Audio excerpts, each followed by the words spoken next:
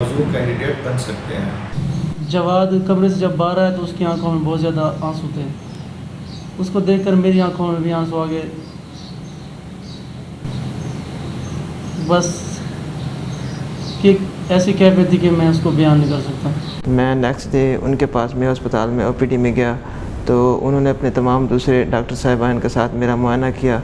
उन्होंने मुझे कहा कि अगर आप 5-6 ऑपरेशन करवा लें तो आप इस काबिल हो जाएंगे कि आप खड़े हो सकेंगे। तो मैंने कहा कि मैं तो शुजाबाद का रहने वाला हूँ और लाहौर बहुत ज़्यादा दूर है, मैं इतने एक्सपेंसेस जो है बर्दाश्त नहीं कर सकता। यहाँ से जवाद जब ये ऑपरेशन कराने के लिए फिर इनके लिए मसला था कि ये लाहौर नहीं रह सकते थे। इनको हमने ज़रूर मतलब ये ऑफ़र दी थी कि अगर आप लाहौर में रहना चाहें तो हम आपके लिए खाना पीना रिहाइश बाकी चीज़ों का भी बंदोबस्त करेंगे। मकसद ये था कि ये नौजवान जिसका शौक़ इतना ज़्यादा है अगर इसकी तामील हो सके। लेकिन फिर चूँकि जवाद शुजाबाद जो कि मुल्तान के नज़दीक है वहाँ के रहने वाले थे, ये फिर वहाँ पे तशरीफ़ ले गए तो इनको यहीं पे हमने वैसे बता भी दिया था कि वहाँ पे प्रोफेसर कामरान सालिक साहब बहुत अच्छे नेक इंसान हैं और बहुत आला ऑर्थोपेडिक सर्जन हैं और वो ये सारे आपके ऑपरेशन जो हैं ये बड़ी मेहनत से करेंगे। मायूसी के इन लम्हात में प्रोफेसर अवैध साहब ने मेरे हाथों पर चिराग उम्मीद रख दिया। उन्होंने कहा कि आप जो है खड़े हो सकते हैं। तो मैंने अपने भाई को साथ लिया और हम जो है अपने घर की तरफ रवाना हो गए। वहाँ पर घर वाले सब उम्मीद से थे कि जवाद को मेडिकल कॉलेज में एडमिशन मिल गया होगा, लेकिन जब हम घर पहुँचे और हमने बताया कि मुझे रिजेक्ट कर दिया गया है तो वो सब बहुत ज़्यादा मायूस हो गए। तो मेरे जो है वालिद साहब ने कहा कि हम जो है हर हालत पर आपका ऑपरेशंस करवाएंगे और मैं आपको अब खड़ा करके ही दम लूँगा। तो मेरे वालिद साहब की जो ज़मीन थी उन्होंने वो ज़मीन बेच दी और हम जो है प्रोफेसर कामरान सालिक साहब को प्राइवेट क्लिनिक पर चेक कराने के लिए मुल्तान पहुँच गए। उनका जज्बा देखते हुए और उनकी हालात जो मैं देख पाया कि वो बहुत ज़्यादा वेल टू डू नहीं लगते थे, तो मैंने उन्हें कहा कि मैं आपका ये ऑपरेशन निश्तर अस्पताल में करूँगा और वहाँ पे आपको हमारे पास दाखिल रहना पड़ेगा तकरीबन 5-6 महीने और इस दौरान मुख्तलिफ़ ऑपरेशंस होंगे, 5 से 6 ऑपरेशंस आपके मैं करूँगा। उन्होंने हामी भर ली, मैंने इसको दाखिल कर लिया। प्रोफेसर कामरान सालिक साहब ने निश्तर अस्पताल में मुझे एक मखसूस बेड पर शिफ्ट कर दिया और वहाँ पर तकरीबन मैंने 6 महीने का एक बहुत कठिन जो है दौर वहाँ पे गुजारा। प्रोफेसर कामरान सालिक साहब ने मेरे 6 ऑपरेशन किए लगातार 6 महीने में।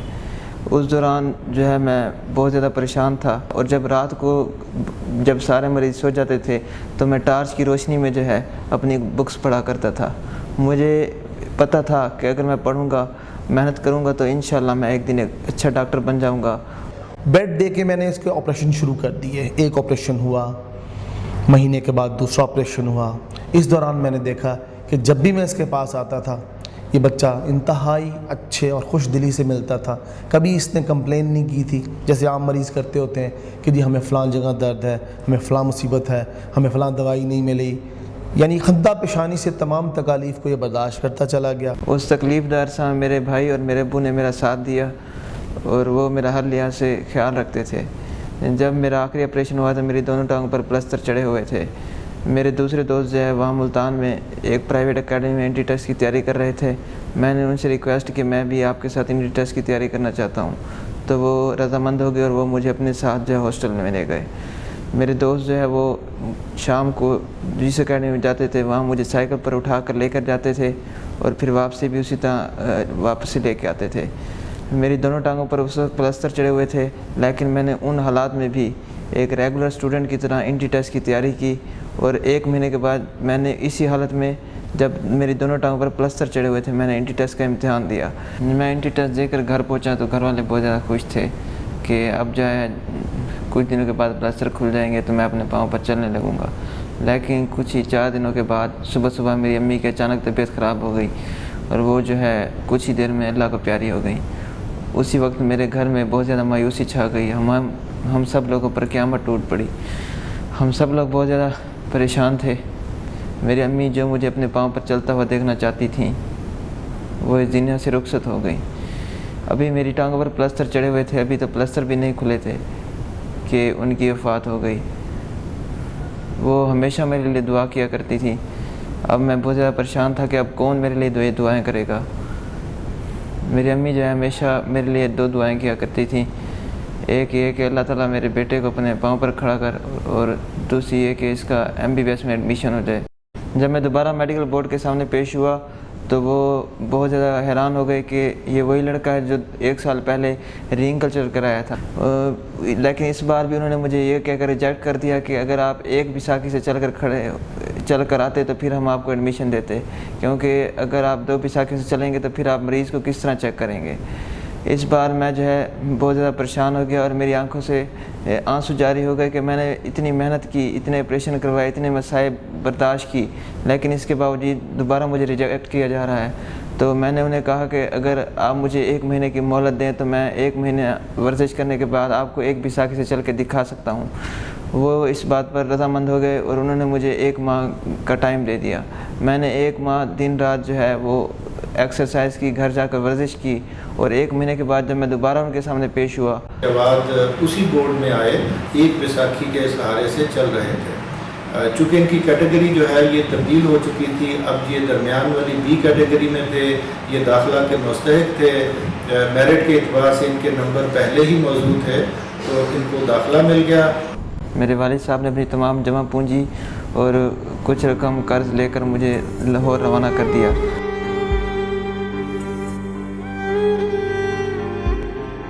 میں یہاں لاہور آ گیا اور علامہ اقبال میڈیکل کالج میں اپنا داخلہ کروا لیا. میں خوش تھا کہ اب میری منزل قریب ہے اور میرا MBBS میں ایڈمیشن ہو گیا ہے.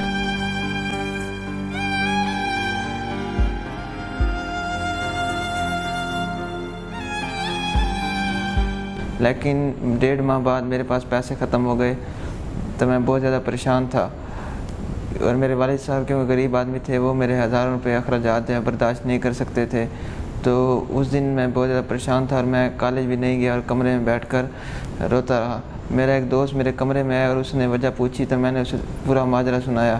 اس نے مجھے کاروان علم فاؤنڈیشن کا پتہ بتایا. میں نے اسے کہا کہ میرے پاس تو 10 روپے بچے ہیں.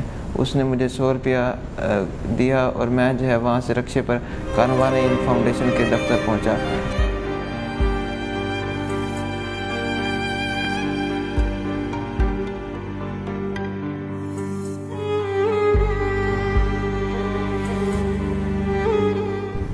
جواد اپنی بیساکھیوں پر میرے کمرے میں داخل ہوا.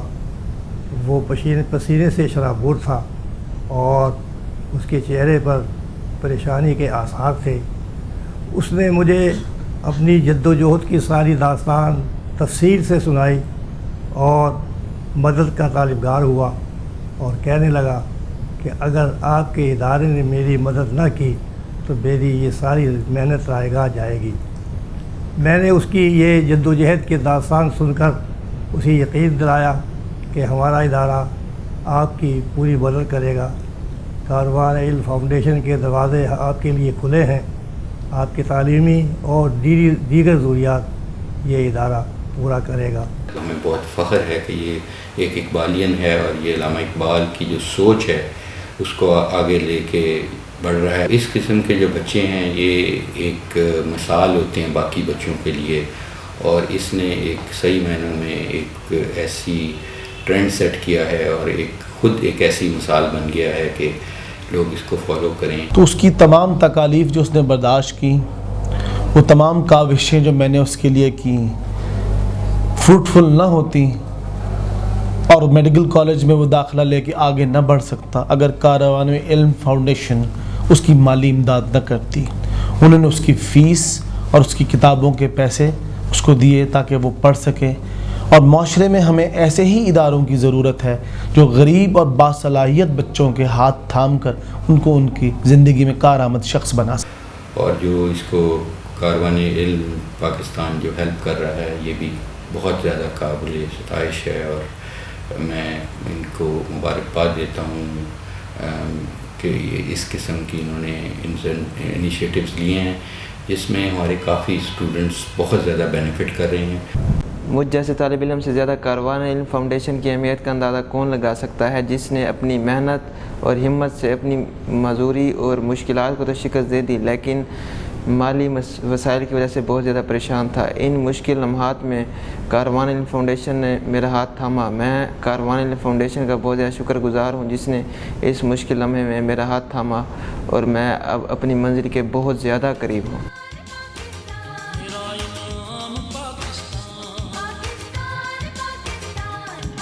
محمد جواد بھٹی کے منزل کی جانب اٹھتے ہر قدم میں کاروان علم فاؤنڈیشن شریک سفر ہے۔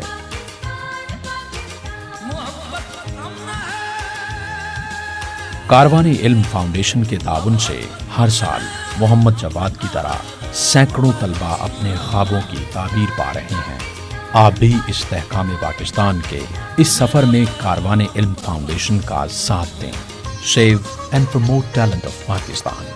اپنی زکوٰۃ، صدقات اور عطیات ارسال کرنے کے لیے ویب سائٹ ملاحظہ کیجیے www.karwanilm.com۔